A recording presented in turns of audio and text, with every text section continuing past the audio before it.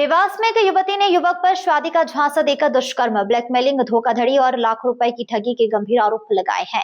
युवती ने इंदौर में पत्रकारों से चर्चा करते हुए दावा किया है कि आरोपी ने अलग नाम बताकर उससे पहचान बढ़ाई और बाद में उसके निजी फोटो वीडियो का इस्तेमाल करते हुए उससे कथित तौर पर ब्लैकमेल किया। टीसीएम में कार्यरत युवती ने देवास के युवक शाहरुख बैग उर्फ महेंद्र सिंह चंद्रावत पर गंभीर आरोप लगाए हैं। युवती के मुताबिक उसकी आरोपी से पहली मुलाकात पुणे के एक रेस्टोरेंट में हुई थी। युवती का आरोप है कि आरोपी ने उस समय अपना नाम महेंद्र सिंह चंद्रावत बताया था। युवती का कहना है कि बातचीत आगे बढ़ने के बाद आरोपी ने उससे शादी करने का प्रस्ताव किया, जिसने उसके बाद उसने शादी से इनकार कर दिया। इसके बावजूद भी दोनों के बीच में दोस्ती बनी रही। युवती के आरोप के मुताबिक आरोपी उसे देवास स्थित अपने घर ले गया, जहां उसने उसकी इच्छा के विरुद्ध संबंध बनाए। युवती का दावा है कि बाद में उसे आरोपी की वास्तविक पहचान और उसके मुस्लिम होने की जानकारी मिली, जिसके बाद युवती के मुताबिक आरोपी ने उसकी निजी फोटो और वीडियो के जरिए उसे कथित तौर पर ब्लैकमेल करना शुरू कर दिया। युवती ने आरोप लगाया है कि अलग अलग तरीके से उससे करीब 8 से 10 लाख रुपए ले लिए गए, जिसके बाद इंदौर की राजपूत करनी सेना के कार्यकर्ताओं ने आरोपी शाहरुख बैग उर्फ महेंद्र सिंह चंद्रावत को पकड़कर देवास की सेंट्रल कोतवाली पुलिस के हवाले कर दिया है। युवती ने पुलिस और प्रशासन से मामले की निष्पक्ष जांच कराने और आरोपी के खिलाफ सख्त कार्रवाई करने की मांग की है। ये लड़का मुझे पहली बार पुणे में मिला है एक फूड कोर्ट के माध्यम से, जो कि एक खाने पीने की जगह होती है। मैं वहाँ पे खाने पीने जाती थी और इसने धीरे धीरे बातचीत वगैरह बढ़ाई है। उसके बाद में इसने खुद को मुझे महेंद्र चंद्रावत के नाम से बताया। इसने खुद की जानकारी दी है कि मैं देवास से हूँ, ऐसा मतलब उसने बताया। आगे हुआ ये कि उसने थोड़े बहुत दिन बातचीत वगैरह करी है। उसके बाद में उसने डायरेक्टली ये बोल दिया कि दोनों की शादी की उम्र है और उसने मुझसे मतलब मेरा जो भी है प्रोफेशन वाइज पूछा। उसने खुद का बताया, तो उसने खुद का बताया कि उसका ई-कॉमर्स का बिजनेस है, मल्टीपल बिजनेस है, कैफ़े है, प्रॉपर्टी बिजनेस है, उस हिसाब से। और उसने डायरेक्टली शादी का प्रपोजल रखा, लेकिन मुझे कोई इंटरेस्ट नहीं था, तो मैंने उस चीज़ में तो मना कर दिया। लेकिन दोस्ती हुई थी। फिर उसने दोस्त के चक्कर में कि नहीं ठीक है, हम इंदौर जाते हैं, देवास में मेरा घर भी है, घर वालों से भी मिलवा देता हूँ, ऐसे करके उसने करा है। उसके बाद में एक दिन खुद ने ही मुझे बताया भी नहीं कि हम जा रहे हैं, तो मतलब उसने ये बोल के कि भाई इंदौर में जा रहे हैं, इंदौर वगैरह घूमेंगे, महाकाल मंदिर जाएंगे। और उस बीच में उसने मंदिरों में मेरे को अपनी खुद की तस्वीर भी दिखाई है। और उसने ऐसे कुछ करके और फिर वो मेरे को देवास लेकर के आया है, खुद के घर पे ही लेकर आया। जब मैंने घर पे जाके देखा कि कोई भी वहाँ पर नहीं है और उससे पूछा कि भाई घर वाले कहाँ पर है, तो उसने बोला अभी घर वाले बाहर गए हैं, मैंने फ़ोन कर दिया है, वो अभी कुछ देर में आते ही होंगे। लेकिन तब तक उसने फिर मुझे पानी वगैरह पिलाया, पूछा, बातें करी, शादी वगैरह का टॉपिक छेड़ा और उसने फिर ज़बरदस्ती करके मुझसे संबंध बनाया। अब उस पैसे भी उसने काफी लिए हैं, कितने पैसे आपसे लिए बता रहे हैं? आपके नाम से कोई लोन भी लिया, आपका एक फोन भी उसने लिया? जी, तो तब तक उसने अपना हिंदू करके करा, सारी चीज़ें करी, फिर बोला कि हम तो शादी ही कर रहे हैं, ये सब चीज़ें करनी पड़ेंगी, फला ऐसी चीज़ें करके उसने करा। और फिर तुरंत 1-1.5 घंटे में मुझे दोबारा से बस में बिठा दिया कि मुझे कुछ इमरजेंसी काम आया है, मैं 1-2 दिन में पुणे आकर के मिलता हूँ। फिर वो जब दोबारा पुणे आया है, तब उसने बोला कि नहीं मैंने गलत किया वगैरह, और उसके बाद में उसने पैसे का लेन देन स्टार्ट करा। जब उसने पैसे का लेन देन स्टार्ट करा ऑनलाइन, तो मुझे उसका नाम आया, लेकिन नंबर भी दूसरा था। तब मैंने उससे पूछा तो थोड़ा उसने इधर उधर का करा। फिर उसके बाद में उसने खुद ने ही बोल दिया, क्योंकि मेरी माँ हिंदू थी तो मैं किसी धर्म में विश्वास नहीं करता हूँ और मेरा बाप तो मुस्लिम है ही, लेकिन मैं धर्म नहीं मानता हूँ, तो इस हिसाब से फिर। लेकिन मेरा ये था कि तब तक अगर मुझे पता ही चल चुका है तो मुझे अब समझ जाना चाहिए। लेकिन उसमें फिर उसने मुझे मेरे गंदे फ़ोटोज़ और वीडियोज़ से ब्लैकमेल करना स्टार्ट करा, तो उस चीज़ में। और फिर वो पैसे की भी लेन देन करता रहा। उस चीज़ में उसने मुझसे 8 से 10 लाख रुपए ले लिए हैं। उसने मेरे नाम पे लोन लिए हैं और फ़ोन लिया है उसने मेरे नाम पे, अलग अलग उसने 2-3-4 लोन ले रखे हैं, जिसकी ईएमआई मैं अभी भी भर रही हूँ। अभी आप इसमें क्या चाहते हैं, किस तरह की कार्रवाई इसके ऊपर होना चाहिए? मैं ये चाहती हूँ कि जो मेरा पैसा था, क्योंकि मेरा सारा पैसा जा चुका है, जितनी मेरी सेविंग्स थी वगैरह। और उससे पहले मैं ये मतलब बोलना चाहूँगी कि भाई न्याय चाहिए, क्योंकि उसने गलत करा। क्योंकि उसके बाद में मुझे ये भी पता चला कि वो 4-5 साल से उसकी किसी मुस्लिमी लड़के से सगाई हो रखी है। जो पुलिस ने कार्रवाई की उससे संतुष्ट हैं?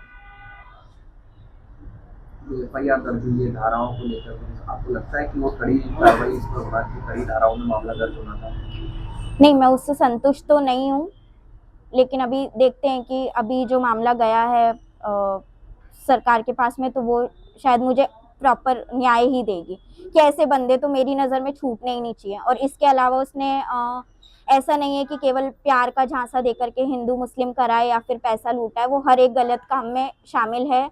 जैसे मनी लॉन्ड्रिंग, मेरे 2 अकाउंट फ्रीज हैं क्योंकि उसने मेरे पैसे मतलब मेरे अकाउंट से इधर उधर का ट्रांजैक्शन करा है। तो आज मैं उस चक्कर में मतलब आई हूँ कि मेरे पास में फिर उस जगह से पुलिस के फ़ोन्स आना स्टार्ट हुए, साइबर वालों के, तो मुझे वहाँ जाना पड़ा। लेकिन अभी भी मेरा अकाउंट ये नहीं हुआ। और उस जो मेरा अकाउंट फ्रीज हुआ है दोनों, तो उसमें 25 से 30 लाख रुपए तक का जिस इंसान का गया है, तो इतना बड़ा अमाउंट गया है। कहाँ पे हुआ ये आपको मालूम पड़ा है कि जो 2 अकाउंट आपके लॉक हुए हैं, जो फ्रीज हुए हैं, इसमें लेन देन कहाँ से हुआ था? ये आपने देखा होगा अपने अकाउंट में। हाँ, जब मैंने बाद में जानकारी निकाली तो बड़ोदरा से हुआ ये।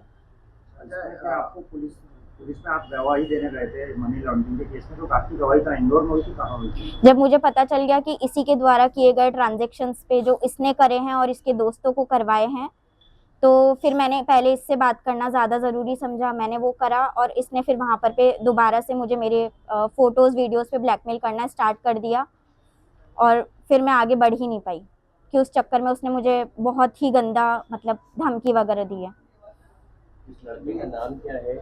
इस लड़के का नाम है शाहरुख बैग, इसके बाप का नाम है अलीम बैग।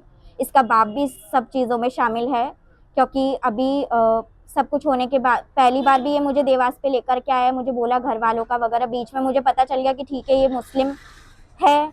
और फिर उसके बहुत बाद में अंत में लाइक पता चला है कि इसकी सगाई भी हो रखी है, तो फिर वो भी नहीं पता। उस लड़की के लिए भी इसने मुझे ये बोला कि नहीं वो तो मेरे घर वालों की है, बाकी मैं तो तुझे ही पसंद करता हूँ। उस चक्कर में उसने फंसा के रखा है। और इसके बाप से जब मैं मिली हूँ तो इसका बाप मुझे बोल रहा है कि भाई तुम जैसी लड़कियां हिंदू समाज की होती ही इस लायक हैं, तुम घर से बाहर क्यों निकलती हो। मुझे बेटी बेटी करके बात कर रहा था। मैंने कहा अंकल आप मुझे बेटी करके बात कर रहे हो, अगर आपकी बेटी के साथ हो। तो उसने मुझे ये जवाब दिया उसके बाप ने कि बेटी को हम तो अपने घर की से बाहर नहीं निकालते हैं, तुमने पढ़ लिख लिया है, तूने इसको क्या समझ के दिया है ये वो। तो मुझे नहीं पता। और मैं तो ये चाहूंगी कि उसके बाप पे भी कार्रवाई हो कि अगर जो इतनी गंदी परवरिश जिस इंसान की हो, तो उस बाप को भी जीने का कोई हक नहीं है। इसमें कितनी कड़ी कार्रवाई होनी चाहिए और सजा क्या मिलनी चाहिए? क्या तालिबानी सजा इस तरीके के युवक को मिलना चाहिए? मुझे ये नहीं पता तालिबानी सजा क्या होती है, लेकिन मैं ये चाहूंगी मतलब जो भी हैं इस चीज़ के कार्यकर्ता या जो भी अच्छी पोस्ट पे बैठे हैं, जो इस चीज़ में देख रहे हैं, इस बंदे को छूटना ही नहीं चाहिए क्योंकि इसने मुझे जान की धमकी दी है। इसने मुझे मेरे परिवार वालों से अलग करा है। इसने मेरा सोना लेने का बहुत ट्राई करा है। मैं पूरी मतलब बंद के इसके हो चुकी हूँ कि मेरे सारे रिश्ते नाते सब तोड़वा दिए। मेरे भाई को जान से मारने की धमकी दी, मेरा घर बर्बाद करने की धमकी दी है। देखिए, ये हमारी बहन हमारे संपर्क में आई, इनने हमें बताया ये पुणे में TCS में जॉब करती है। इन्हें एक बंदा मिलता है जो राजपूत बन के मिलता है, हिंदू बन के मिलता है, एक्चुअली वो मुसलमान था। मैं आज भारत सरकार से, मध्य प्रदेश में मेरी भाजपा की सरकार है, भारत में भाजपा की सरकार है, कहने को हम हिंदू राष्ट्र बनाने जा रहे हैं, लेकिन क्या बच्चियों के साथ ऐसे अत्याचार होंगे? क्या बच्चियों को ऐसे शिकार बनाया जाएगा? मेरा ये कहना है कि ये जो लव जिहाद का एक्ट है, इसको आतंकवादी घोषित किया जाए। ऐसे लोगों पे तत्काल कार्रवाई होनी चाहिए। जेल हो जाने का कोई नियम, कोई प्रावधान नहीं, सब हटा दीजिए। ऐसे लोगों के ऊपर आप तत्काल प्रभाव से कार्रवाई ऐसी करिए कि दोबारा कोई व्यक्ति हिंदू जो नहीं है और वो हिंदू बन के ऐसी बच्चियों को फंसाए, वो ये सोचे कि उसके साथ क्या हो रहा है। एक डर होना चाहिए। ये भारत है, भारत में आप गलत तरीके से चलोगे तो उसका अंजाम क्या हो सकता है, ये आपको समझ में आना चाहिए। ये जो देवास में केस दर्ज हुआ है, इसमें क्या आपकी कुछ आपत्तियां हैं क्या, जो देवास में धाराएं लगी हैं केस में? देखिए, अभी मैंने ढंग से FIR वगैरह देखी नहीं है, मेरे को तो बच्ची के माध्यम से सारी जानकारियां मिली हैं।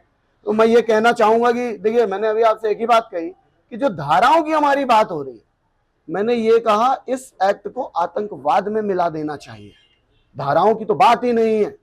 हम आज हिंदू राष्ट्र की बात कर रहे हैं और उस हिंदू राष्ट्र में अगर कोई हमारी बहन बेटियों के साथ ऐसे अत्याचार करेगा तो करणी सेना अभी तो काम कर ही रही थी, अब और तरीके से काम करेगी। और ऐसा कोई व्यक्ति अगर अब दोबारा हमारे सामने आएगा तो अब ये शासन प्रशासन की जिम्मेदारी होगी कि उसके साथ क्या होता है। लव जिहाद के मामले में अब तक कितने युवकों को पकड़ा आप लोगों ने, कितने युवकों को अब तक सजा मिली है? देखिए, हम लोग का जो कर्तव्य है, हम लोग उनको पकड़ते हैं, थाने तक लेके जाते हैं, FIR कराते हैं, उनके ऊपर कायमी होती है, वो जेल जाते हैं। उसके बाद का हमारा भारत संविधान से चलता है और हमें हमारे जो न्यायमूर्ति बैठे हुए उनके ऊपर पूरा विश्वास है। कड़ाई से काम होता होगा इस पे, और बहुत सारे लोगों को इसमें सजा हुई है। ऐसा नहीं कि सब छोड़ जाते हैं। कितनों को सजा हुई है? नहीं, मेरे पास ऐसा कोई आंकड़ा नहीं, पर ये आंकड़ा जरूर है कि आप देखेंगे कि हर हफ्ते ऐसे केस 3-4 जरूर आ रहे हैं। इंदौर से नेशन टाइम की रिपोर्ट।